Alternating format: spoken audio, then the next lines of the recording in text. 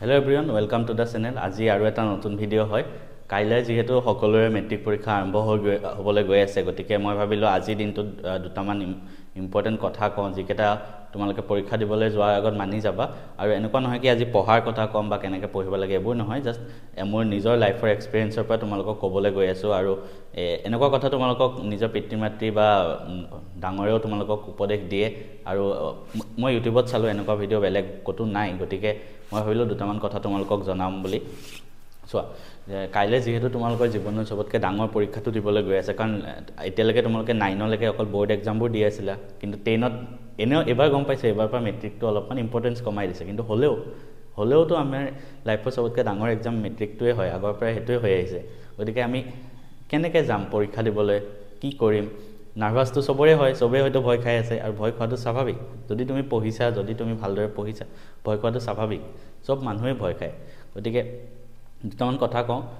আজি যেহেতু আজি ধৰা পৰীক্ষাৰ আগদিনা হয়, আজি তোমালোকে কি কৰিবা?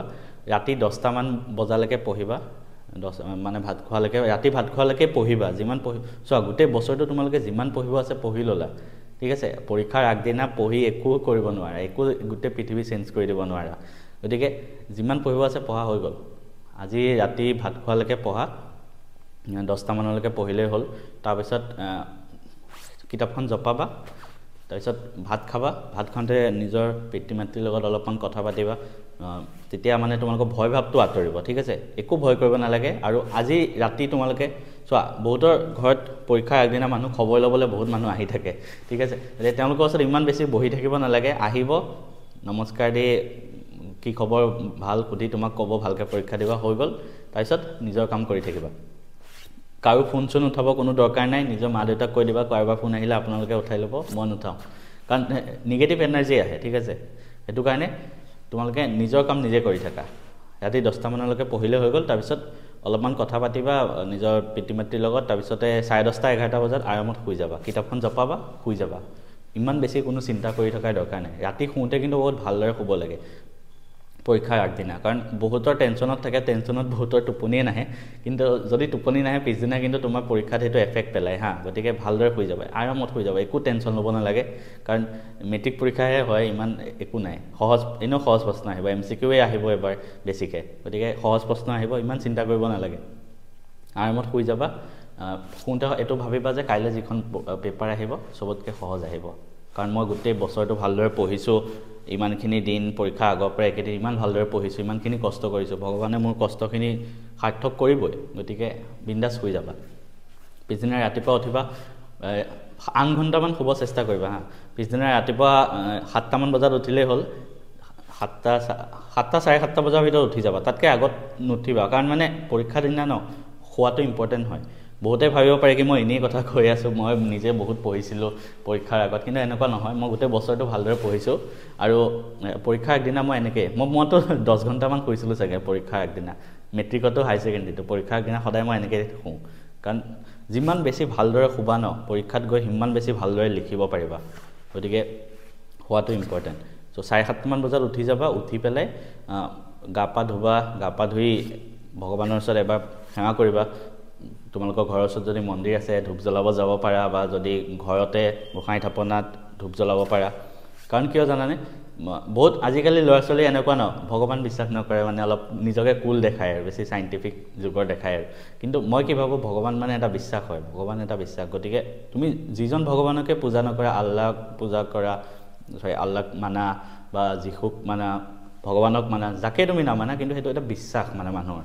আৰু এনেকুৱা হয় মানে এই বিশ্বাসটোত যদি আমি বিশ্বাস কৰোঁ, আমি যদি মানি চলোঁ, তেতিয়া আমাৰ জীৱনত ভাল কামবোৰ হ'ব, আমাৰ জীৱনবোৰ ভাল হ'ব, সকলোবোৰ বস্তু ভাল হ'ব। কোনো ভগৱানক বিশ্বাস কৰিলে বা ভগৱানক পূজা কৰিলে কেতিয়াও নিগেটিভ এনাৰ্জি মনত নাহে।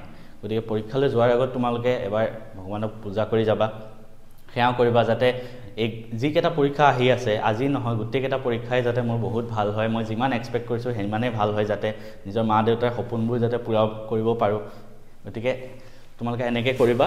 আৰু তাৰপিছত পৰীক্ষালৈ যোৱাৰ আগত নিজৰ পিতৃ-মাতৃক এবাৰ সেৱা কৰি যাবা। ঘৰত যদি আৰু কোনোবা বয়োজ্যেষ্ঠ আছে, যেনেকৈ ককা আইতা আছে, তেওঁলোকক এবাৰ সেৱা কৰি যাবা, তেওঁলোকৰ আশীৰ্বাদ লৈ যাবা।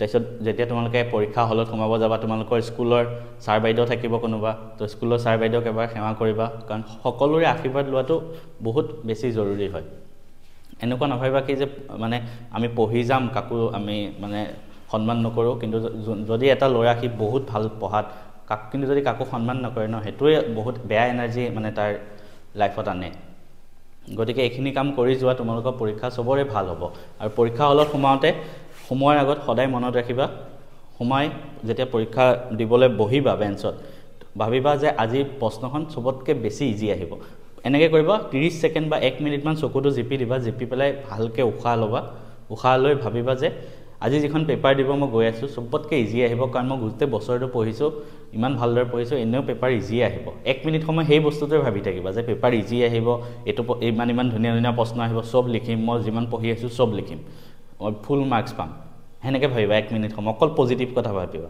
তেতিয়া সব তোমালোকৰ পৰীক্ষা সময়ত বেছি মানে পুৰা লৰালৈ নহয় তেতিয়া আৰামত লিখিব পাৰিবা কোনো ভয় নাথাকে আৰু মই নিজে এইবোৰ বস্তু এপ্লাই কৰিছো পৰীক্ষা হলত মই মেট্ৰিকৰ সময়ৰ পৰা মই হাই সেকেন্ডাৰী ইঞ্জিনিয়াৰিংৰ এন্ট্ৰেন্স ইঞ্জিনিয়াৰিং তাৰপিছতে জবৰ এক্সাম সবতে মই এনেকৈ সদায় পজিটিভ হৈ পেলাই যাম পৰীক্ষাৰ আগত আৰু আই হোপ তোমালোকেও এনেকৈ যাবা বহুত এইবোৰ বস্তুৱে বহুত ভাল ইফেক্ট আনিব তাৰপিছত পৰীক্ষা হলত লিখিবা আৰামত কোনো লৰালৈ নহয় স্পীড টু মেইনটেইন কৰিবা এনেকুৱা নহয় কি একদম বহুত ভয়েস হয় খাই লিখিব লাগে এনেকুৱা নহয় স্পীড মেইনটেইন কৰিবা আৰামত লিখিবা কটাকটি বেছি নকৰিবা আৰু কোৱেশ্চন পেপাৰখন ভালদৰে চাই লিখিবা যোনটো কোৱেশ্চন কৰা টিক কৰি যাবা যাতে এটা প্ৰশ্ন মিছ নহয় ঠিক আছে আৰু সদায় চেষ্টা কৰিবা আধা ঘণ্টাৰ আগত পেপাৰখন শেষ কৰিবলৈ আধা ঘণ্টা নহলে এটলিষ্ট 20 মিনিট আগত শেষ কৰা আৰু সেই লাষ্টৰ যে 20 মিনিট সময় আকৌ এবাৰ পেপাৰখন ৰিভিজন কৰা কবাত কিবা বস্তু ভুল হ'ল নেকি কবাত কিবা থাকি গ'ল নেকি কবাত কিবা স্পেলিং মিস্টেক হ'ল নেকি